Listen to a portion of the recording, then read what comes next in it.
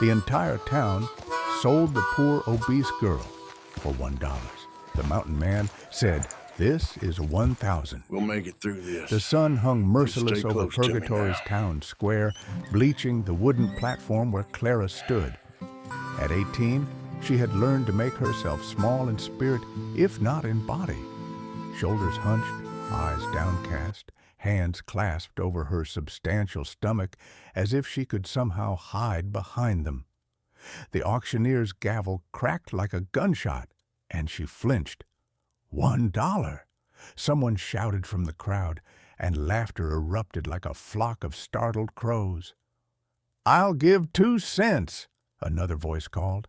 "That's all the fat cow's worth." More laughter. Clara's face burned. She had known this moment was coming ever since her father died 3 weeks ago, leaving nothing but debts to every merchant and creditor in town. The bank had seized their small house.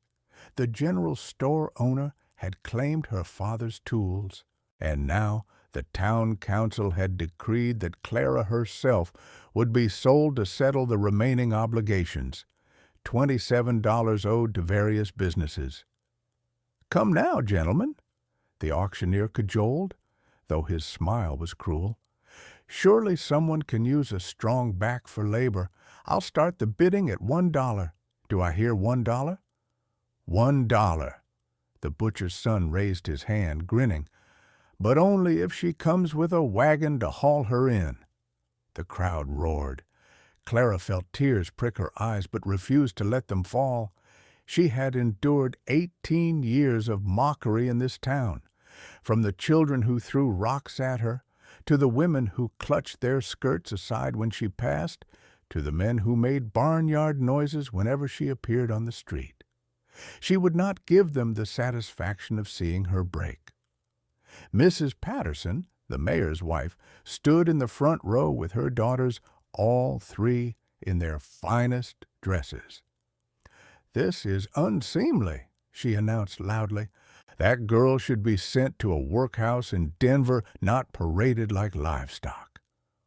"Livestock's worth more," someone muttered, and fresh laughter rippled through the assembly.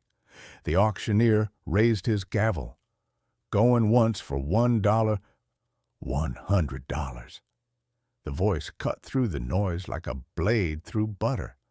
The crowd fell silent, heads swiveling to locate the speaker. Clara looked up for the first time and saw a man standing at the edge of the assembly, one boot propped on the water trough. He was tall, well over 6 feet, with shoulders that seemed to stretch halfway to heaven. His shirt sleeves were rolled up, revealing forearms roped with muscle and tanned dark from outdoor work.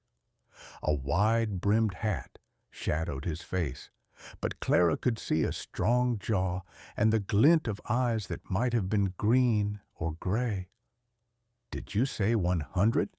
the auctioneer stammered. The man straightened and walked forward.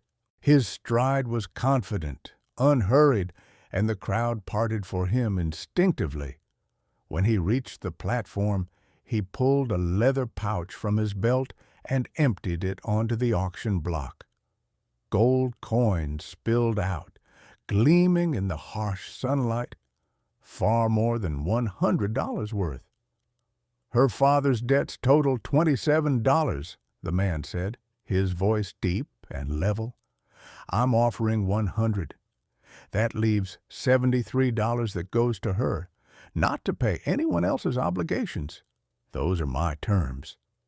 The auctioneer's eyes had gone wide at the sight of the gold. "Sir, that's extraordinarily generous, but the town council can take the 100 or I ride out, and you're back to your $1 bids." The man's tone didn't change, but something in it made the auctioneer step back. "What's it going to be?" Mayor Patterson pushed his way to the front. "Now see here, we can't just—" "Can't what?" The man finally looked at the mayor, and Clara saw his eyes clearly now, gray-green like a mountain lake, and completely without warmth. Can't accept payment well above your asking price? Can't let a girl keep what's rightfully hers? Or can't stand the idea that someone might treat her like a human being? The mayor's face turned purple, but he said nothing. The man turned his attention to Clara for the first time, and she felt the weight of his gaze.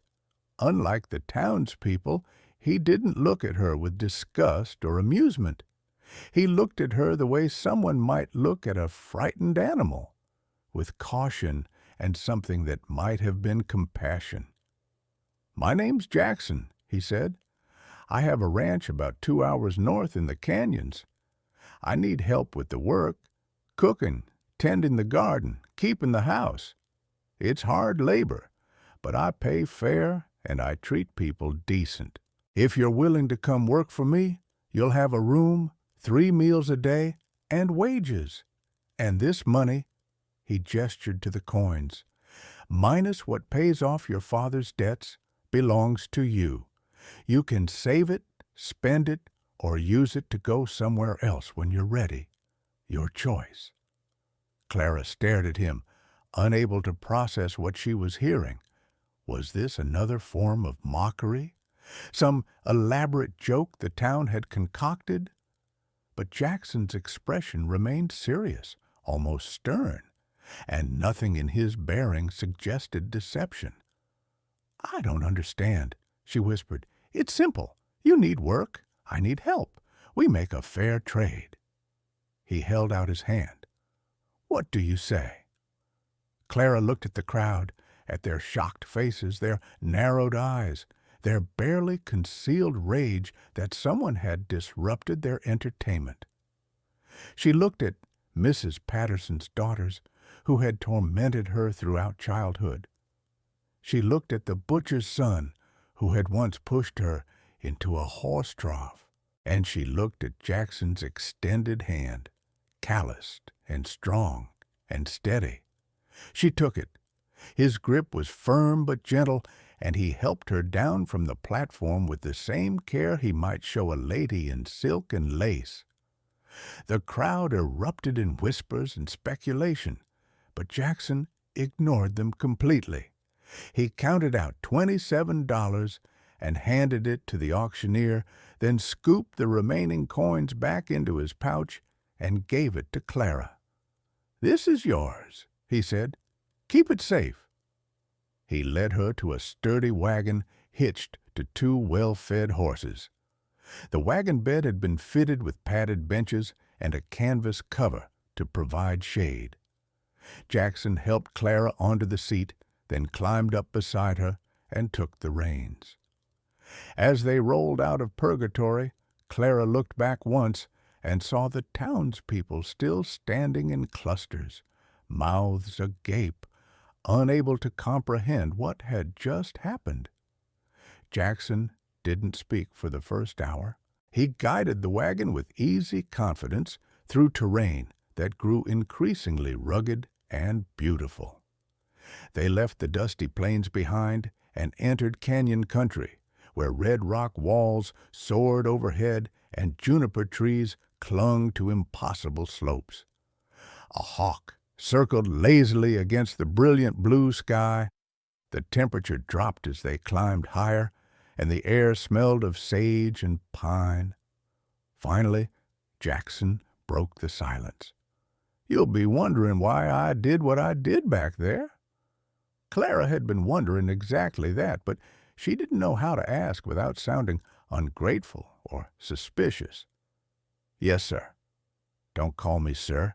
Jackson's fine." He was quiet for another moment, his eyes on the trail ahead.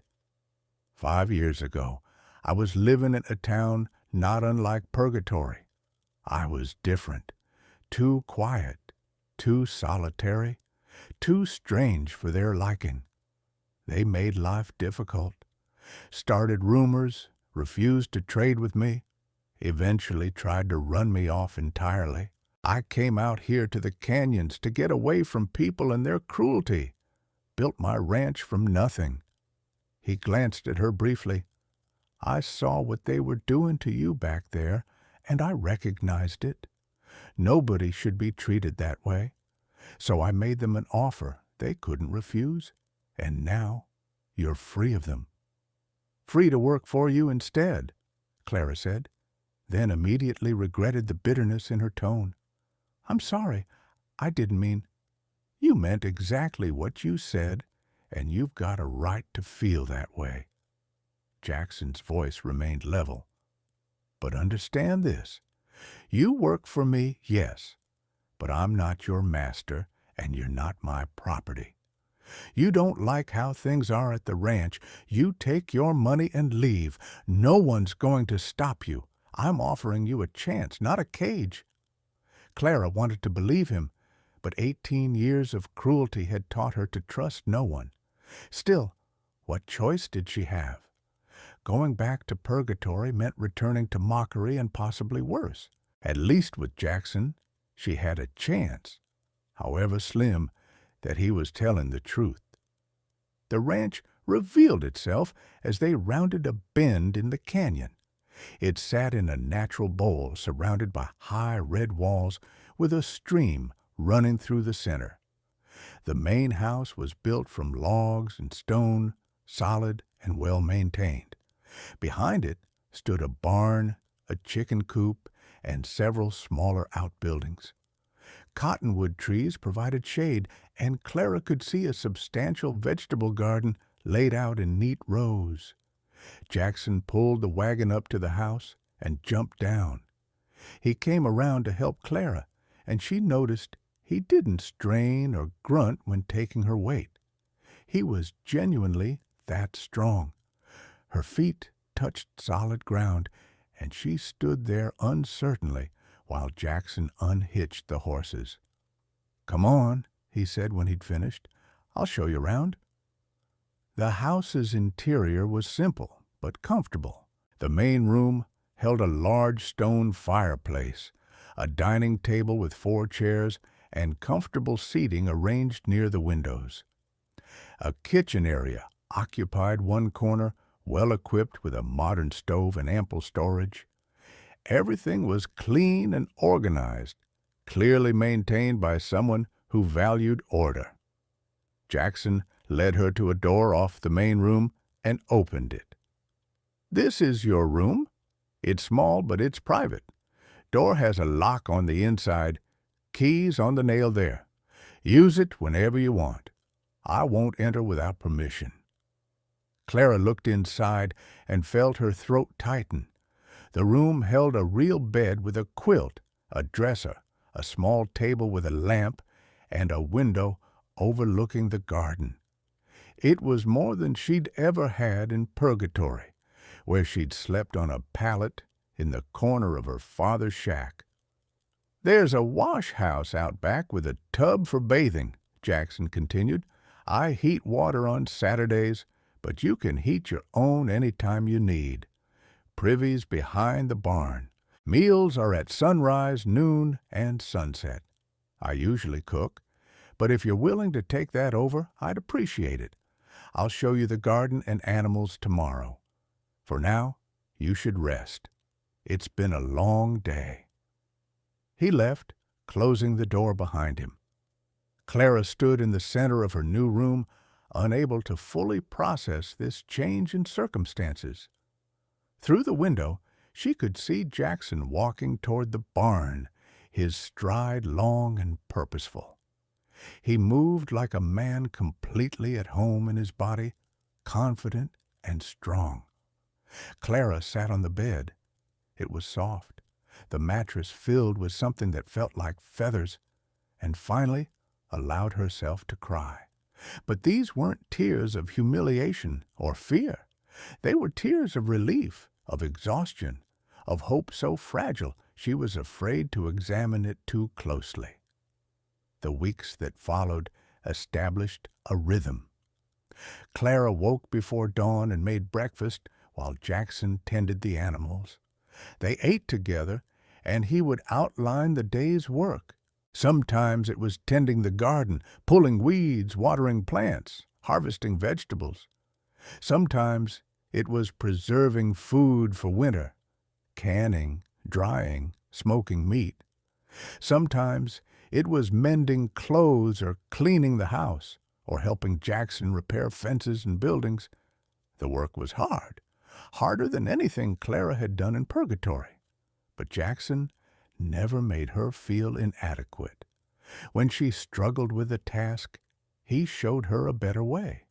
When she succeeded, he acknowledged it with a nod or a quiet good work. He was a man of few words, but his actions spoke clearly. He treated her with respect. Clara began to notice small things. Jackson always served her first at meals. He never commented on how much she ate. When they worked side by side, he positioned himself to take the heavier loads.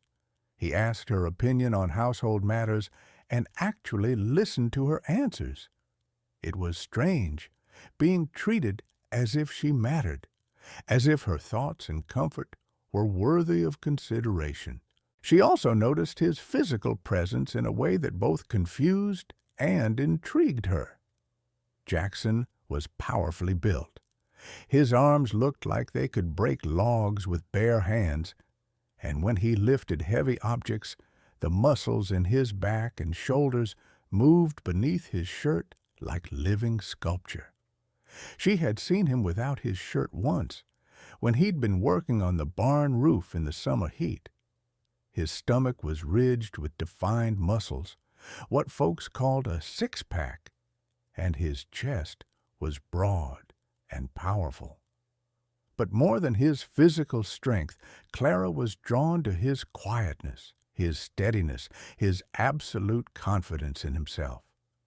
He moved through the world as if he had nothing to prove, and there was something deeply attractive about that self-possession. One evening, as they sat on the porch watching the sunset paint the canyon walls, Jackson finally shared more of his story. "I wasn't always a rancher," he said. "I was a tracker for the army, hunting outlaws and renegades, saw things I'd rather forget, did things I'm not proud of." He stared at the darkening sky. "When I left the service, I tried living in normal towns, but I couldn't fit anymore. Too used to silence, too uncomfortable with crowds. People thought I was strange, dangerous even. Eventually, I realized I was better off alone, so I came here." "You're not alone now," Clara said quietly. Jackson looked at her, something unreadable in his gray-green eyes. "No, I'm not, and I find I don't mind the company as much as I thought I would." It was the closest thing to affection he had shown, and Clara felt warmth spread through her chest. She wanted to say something meaningful in return, but words failed her. Instead, she simply sat beside him as darkness gathered, and it felt like enough. The trouble came on a scorching afternoon in late July. Clara was working in the garden harvesting squash. When she heard horses, she straightened, shading her eyes, and saw 4 riders approaching from the south. Even from a distance she recognized them, Bart Henderson and 3 of his cronies from purgatory. Bart was the butcher's son, the one who had made pig noises at the auction. He was thick-bodied and mean-spirited, known for bullying anyone weaker than himself. His companions were cut from the same cloth, idle young men with too much time and too little conscience. They reined in their horses at the edge of the garden, and Bart's smile was ugly. "Well, look what we found, the fat girl playing at being a rancher's wife." Clara's stomach clenched with familiar fear, but she forced herself to stand straight. "You're trespassing. Leave." "Trespassing?"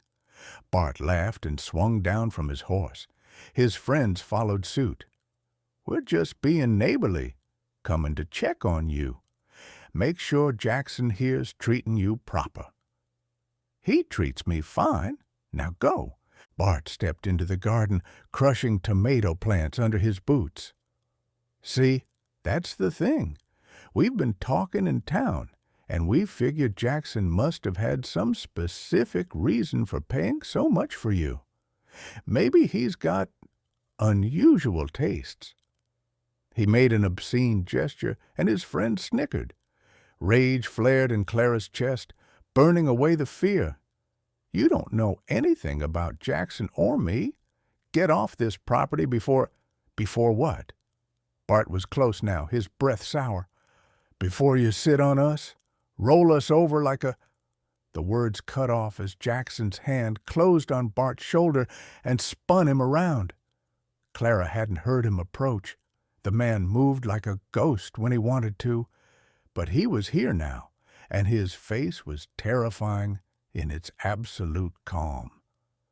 "She told you to leave," Jackson said quietly.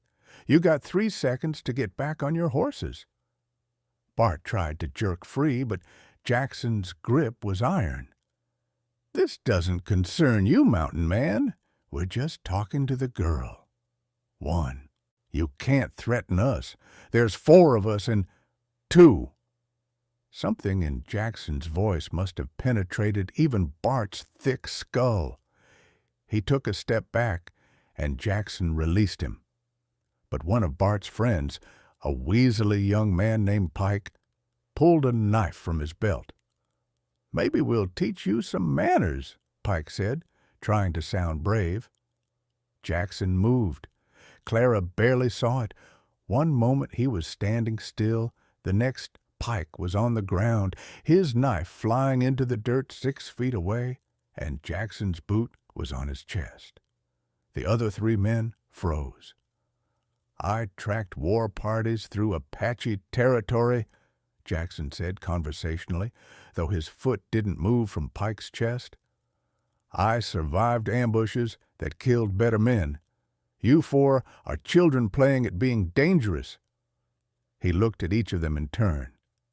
"If I ever see you near this ranch again, if I ever hear that you've bothered Clara in town, if I even hear rumors that you've spoken her name, I will find you, and I will make you regret it. Do you understand?" Bart and his friends nodded frantically. Jackson stepped off Pike, who scrambled up and ran for his horse. Within seconds, all 4 were mounted and riding hard back toward Purgatory, kicking up dust in their desperate retreat. Jackson turned to Clara. "Are you hurt?" She shook her head, unable to speak. The fear was draining away, replaced by something else. Gratitude, yes, but also a fierce pride in this quiet man who had stood up for her without hesitation. "Thank you," she finally managed. Jackson's expression softened slightly. "No one gets to treat you that way. Not anymore. Not while I'm alive." The words hung in the air between them, heavy with meaning. Clara felt tears prick her eyes.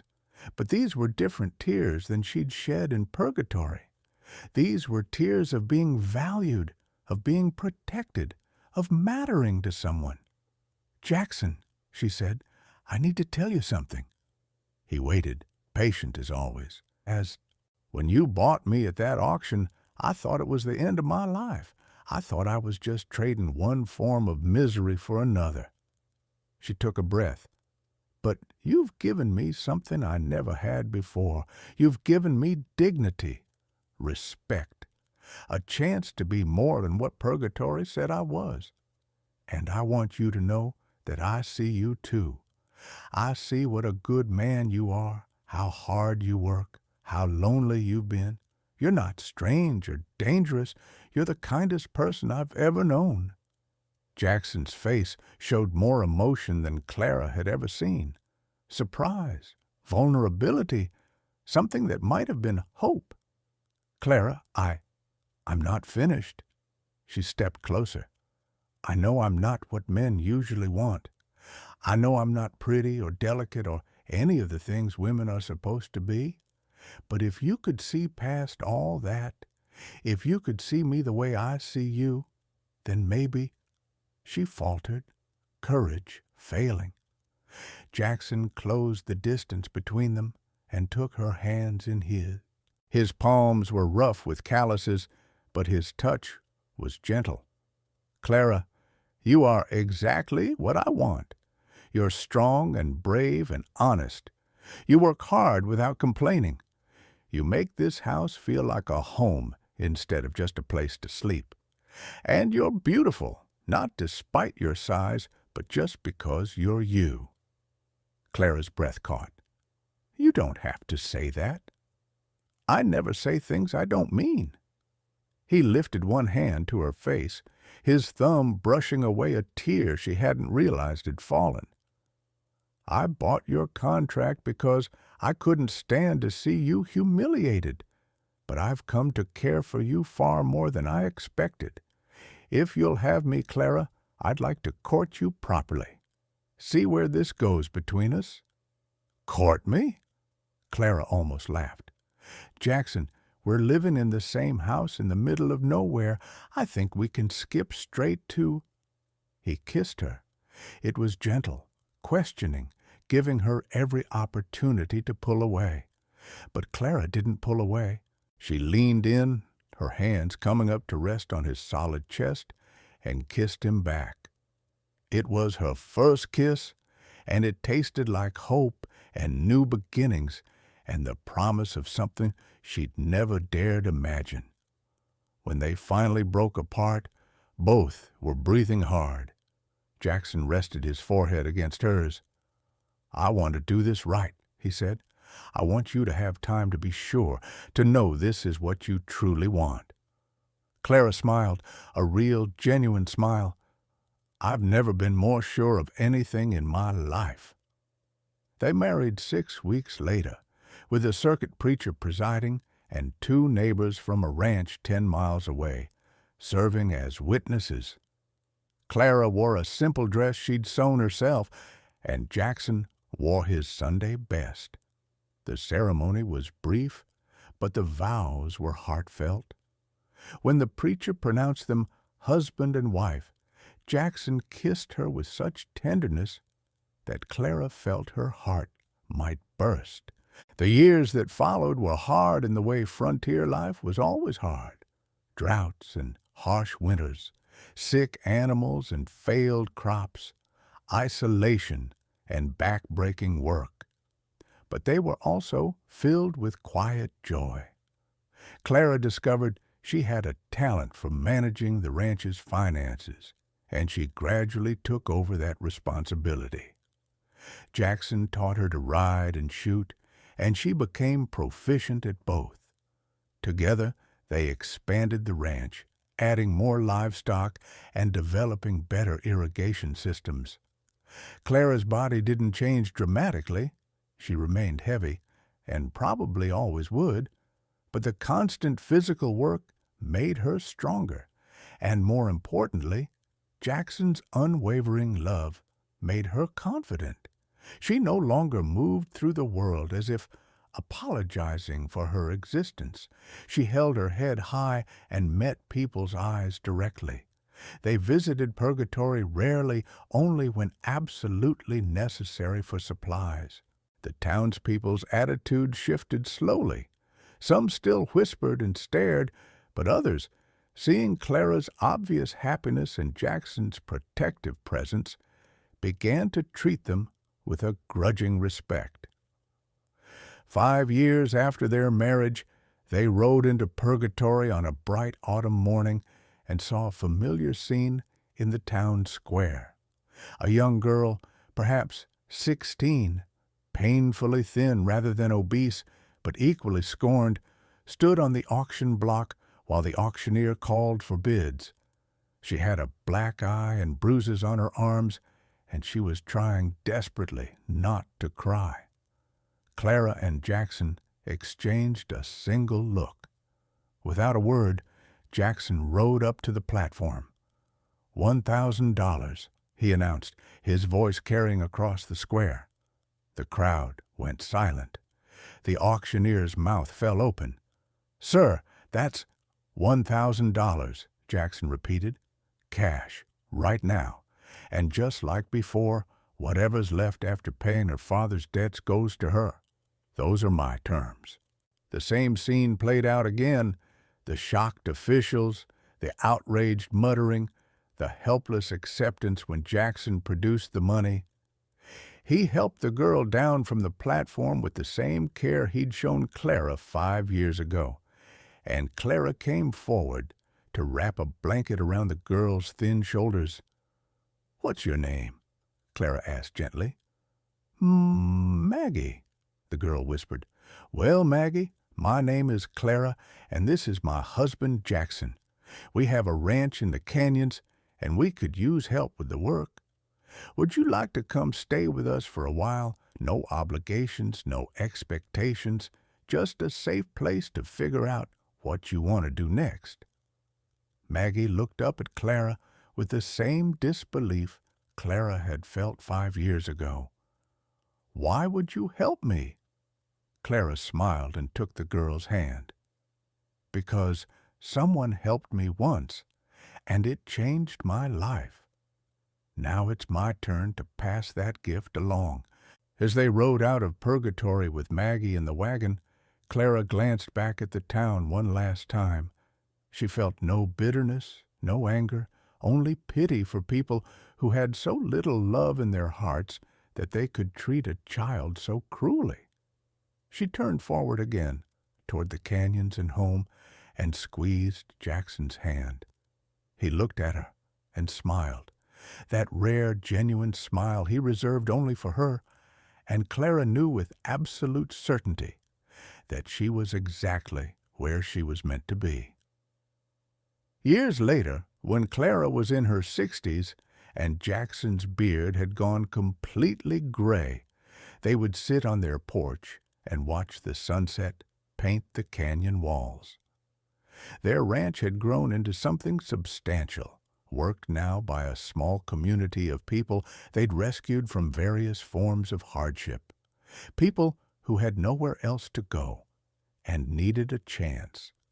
Maggie, who had arrived as a frightened 16-year-old, now managed the ranch's accounts and had married one of the ranch hands. She had given Clara and Jackson 3 grandchildren in all but blood. On quiet evenings, Clara would sometimes think back to that day in purgatory when she'd stood on the auction block, certain her life was over. She thought about the man who had paid $100 for her freedom when the town valued her at one.